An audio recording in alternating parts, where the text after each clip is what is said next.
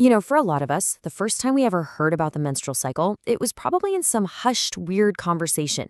Maybe you got a confusing diagram, maybe just a general sense of mystery. Well, today, we're going to pull back that curtain. We're going to transform all that mystery into a marvel and unpack the facts, the fiction, and the fascinating reality of this totally fundamental human process. Okay, so here's our game plan. First, we're going to dive into some of the wild stories and superstitions that people believed for centuries. Then we'll get into the actual science behind it all.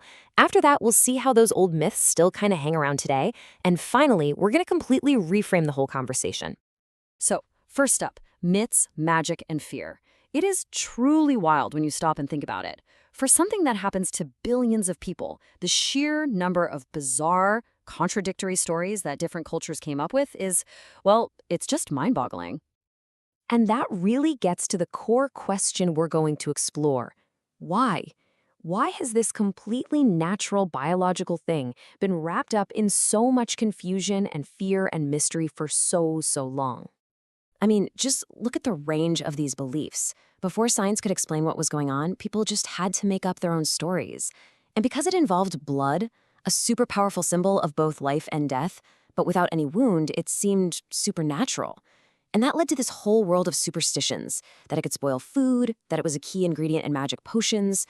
It was seen as this mysterious, dangerous power that absolutely had to be controlled. Okay, so get this for a specific example. In medieval France, people genuinely believed that a woman on her period could ruin food and drink just by being in the same room. Can you imagine the kind of stigma and isolation that would create? And all of it based on, well, nothing scientific at all. And this wasn't just some weird European thing either. Thousands of miles away, among the Yurok tribe in California, a girl getting her first period was put into strict isolation for 10 days. She couldn't even touch her own food.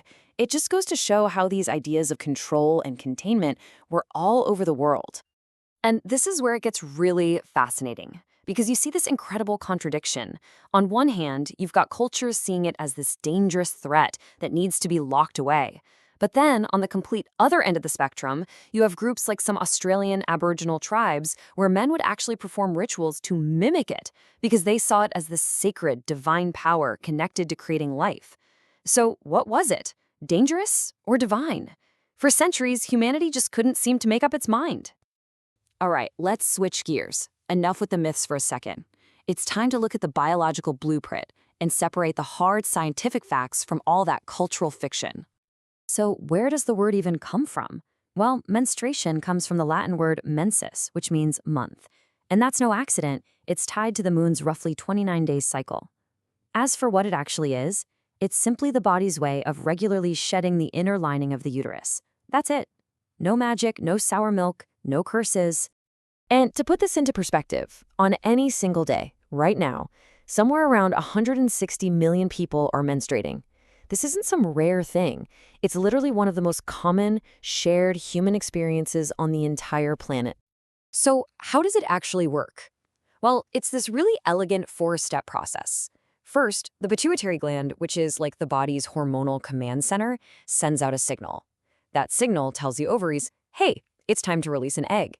Then, the uterus starts preparing for a potential pregnancy, building up this nutrient-rich lining. And if the egg isn't fertilized, the body just hits the reset button, sheds that lining, and the whole cycle starts over. Simple as that. So really, when you boil it all down, every single month the body is preparing for one of two outcomes. Path A, fertilization happens, and that lining becomes the support system for a new life. Path B, it doesn't happen, so the body efficiently cleans house and gets ready to try again. It's a pragmatic and pretty brilliant system. Okay, so if the science is that straightforward, why does it still feel so weird to talk about? That brings us to our third section, the modern-day taboo, and how those ancient myths are still casting a really long shadow over us today. Because the honest truth is, even with everything we know, this process is still a huge source of shame and stigma and discomfort for millions of people. This idea that it's something unclean or that it has to be a secret is still incredibly powerful. And you don't have to look any further than what I like to call the blue liquid problem.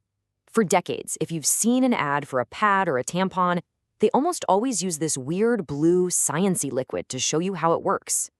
By refusing to just show the color red, These ads send a really clear message. Real menstrual blood is gross, something to be hidden, something to be sanitized. And this leads to this amazing thought experiment from Gloria Steinem.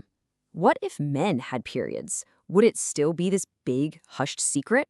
Or would they be bragging about it, comparing who had the heaviest flow as a sign of their strength and manliness? It really makes you stop and think about how much of this taboo is just tangled up with gender. All right, so for our final section, let's do exactly that. Let's flip the script. Let's reframe this entire conversation, leave the myths and taboos behind, and move toward a way more accurate and honestly more powerful understanding of this whole thing. It's time to see this as a source of life. I want you to just let this sentence sink in for a second. It's the only blood that is not the result of violence. Think about it. Pretty much every other time we see blood, it's because of an injury, because of pain, because something went wrong. This is the one exception. This is blood that signifies health and potential. Because at the end of the day, that is what this is. It's not a curse. It's not a weakness. It is the biological engine that drives the continuation of our entire species.